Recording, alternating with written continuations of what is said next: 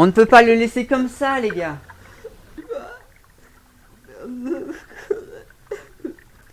Hob nous fait sa crise de nerfs. Bah, qu'est-ce qui ne va pas? Il est dépressif, car même en tant que 7ème plus long fleuve, personne ne connaît son nom. Vous savez ce que veut dire Hob? Non. Ça veut juste dire fleuve. Ah oui. Et en quelle langue? En néné. Tu sais, moi, ça veut dire mouillé. L'eau, ça mouille, hein. En fait, si les gens ne me connaissent pas, c'est parce qu'ils me confondent avec vous. Je ne suis pas spécialement impressionnant, ni par le débit, ni par la superficie de mon bassin. Mais par les deux, si. La moitié de tes eaux viennent de seulement 0,2% de l'entièreté de ton bassin. Oui, ça c'est parce qu'il ne pleut quasiment jamais sur toute la partie continentale de la Sibérie. Au contraire, il gèle. Ça aussi, c'est exceptionnel chez toi. Tu es un Fleuve à fleuve. 2 étages, oui. 2 étages. Ma partie nord gèle jusqu'en mai, date à laquelle l'eau de la fonte dans le sud arrive. Pendant une quinzaine de jours, il y a donc une couche de glace au milieu de mon cours. Je t'expliquerai ça plus tard, Volga.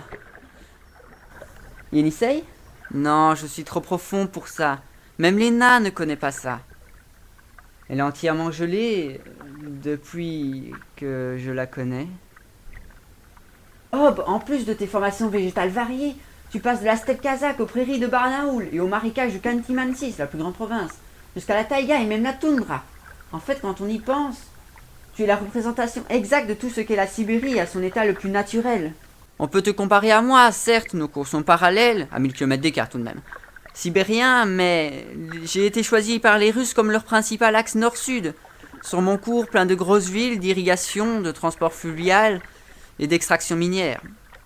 Hélas ou non, je ne suis plus un fleuve naturel. Et moi je passe par Moscou et toute la Sibérie occidentale, pour terminer chez l'autre casse-pied. Qui? La Caspienne. Et moi, il y a eu un déversement de déchets nucléaires en juin dernier, à Norilsk. Ils ont encore bien choisi leur nom. Norilsk. Merci, vous m'avez remonté le moral.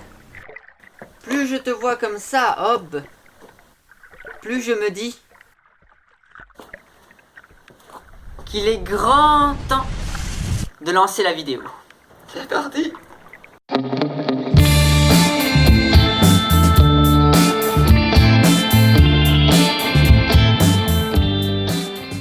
Pour vous le localiser, il s'agit du fleuve qui coule de l'autre côté des monts Oural, ces montagnes qui séparent l'Europe et l'Asie.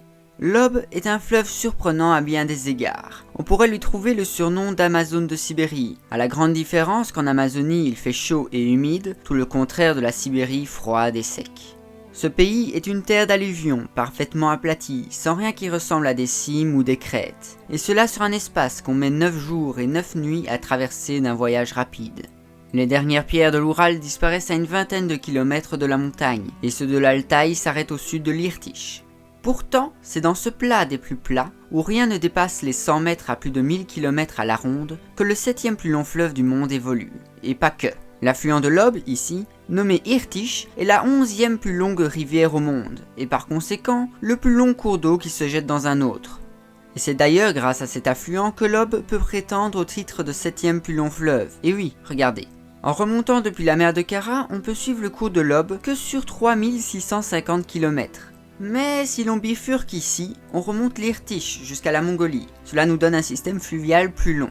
En fait, lorsque vous entendez que l'Ob mesure 5410 km, il s'agit en réalité du système Ob-Irtych. Comme dit dans l'intro, la moitié de ses eaux viennent de 0,2% de la superficie de son bassin versant, dans les montagnes de l'Altaï. Une montagne, pas vraiment. La source de l'Ob est à 160 mètres au-dessus du niveau de la mer. Je ne sais pas si vous imaginez, mais un du top 10 des fleuves a sa source aussi haute que le 2e étage de la Tour Eiffel. Bien évidemment, la pente n'est que de 0,04 mètres par kilomètre, c'est-à-dire 40 mètres tous les 1000 km, ce qui donne l'impression que l'eau stagne. Ce n'est évidemment pas le cas. L'eau de la face nord de l'Altaï prend le chemin le plus court en partant directement vers le nord, tandis que sur les faces sud, l'eau contourne le quasi-quadripoint entre la Russie, le Kazakhstan, la Chine et le pays mongol. C'est de ce dernier que l'Irtych commence. Il traverse la Chine, coupe les steppes dans le nord du Kazakhstan, en passant par la capitale Nur-Sultan, anciennement Astana. De là, un peu d'eau y est déviée jusqu'au pays ouzbek dans l'espoir de faire renaître la mer d'Aral, en vain. Quant à Lob, il commence sa course en traversant la République de l'Altaï, un des nombreux sujets de la Russie. Là-bas, ces eaux sont considérées comme sacrées. Et en raison du passé volcanique de la région, on y trouve de nombreux bassins d'eau chaude, dans lesquels il ne suffirait que de se baigner pour guérir des maladies les plus graves. En revanche, je vous déconseille vivement de vous baigner dans le Tom, un affluent de l'Ob, lorsqu'il traverse le Kemerovo. On remarquera d'ailleurs qu'ils ne se sont pas beaucoup foulés pour les noms. Dans le sens où, à Novokuznetsk, à cause de toutes ces mines de charbon, usines et rejets de déchets, c'est une des zones les plus polluées, non pas du pays, mais du monde entier. Et le pire, c'est que ça ne date pas d'hier. Durant la Seconde Guerre mondiale, cette même ville était l'usine du pays. On y a construit 5000 avions et autant de tanks. Encore aujourd'hui, on y découvre de nombreuses mines, et même de vieux obus, dont un récemment, au fond du Tom. Bon, avant de rejoindre l'Irtych, la rivière Ket se jette dans l'Ob. Et ce petit Ket est en fait un canal creusé en 1882 pour relier notre fleuve à l'Ienisseï, le 5e plus long cours d'eau. Et ça, c'est quelque chose de très rare. Sur la liste des 20 plus longues rivières, il n'existe qu'un seul autre cas, le 20e, le Saint-Laurent, relié à l'Hudson, le fleuve qui passe à New York. Le canal a été construit lors de la Révolution russe et n'a jamais été réparé en cause de sa non-compétitivité en face du Transsibérien. Transsibérien qui ne croise le fleuve qu'une seule fois à Novosibirsk. L'Ob retrouve le colocataire de sa première montagne, l'Irtych, à la ville de Khanty-Mansiysk, et entre en même temps dans la province du même nom, en s'étendant sur une largeur de 22 bornes. Le Khanty-Mansiysk est un nom composé de Khanty et Mansiysk, deux peuples autochtones dont la langue fait partie de la famille linguistique ougrienne. Ces deux peuples comprennent donc moins le russe que l'estonien ou le hongrois. Ils utilisent d'ailleurs l'alphabet latin dans une Russie cyrillique. C'est dans cette zone, et jusqu'à son embouchure, que le fleuve gèle d'octobre à mai, où il peut donc y avoir une couche de glace enfermant la partie inférieure du fleuve. C'est, en outre pour cette raison, qu'il y a très peu de poissons dans le fleuve, même si la variété d'espèces est très élevée.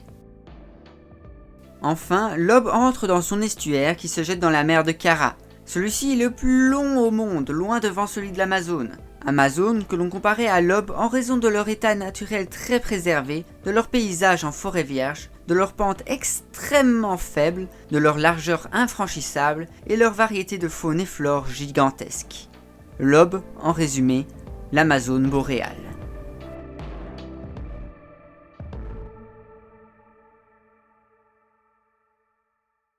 Voilà, merci à tous. Les vidéos de la série sur les grands fleuves vont venir plus fréquemment. Le prochain rendez-vous ici, c'est à la toute fin de l'année où ActuGéo 2020 sortira. Et oui, la série ActuGéo n'est pas arrêtée, elle est juste devenue annuelle. Entre-temps, je vous conseille la chaîne de Maxime, en eau internationale, qui fait notamment des vidéos sur des pays méconnus, comme l'Afrique du Sud ou le Kosovo par exemple. Et moi je vous fais la version fleuve inconnu. Il faut aussi parfois de la cuisine, pourquoi pas. Bref, moi je vous dis à bientôt, ciao.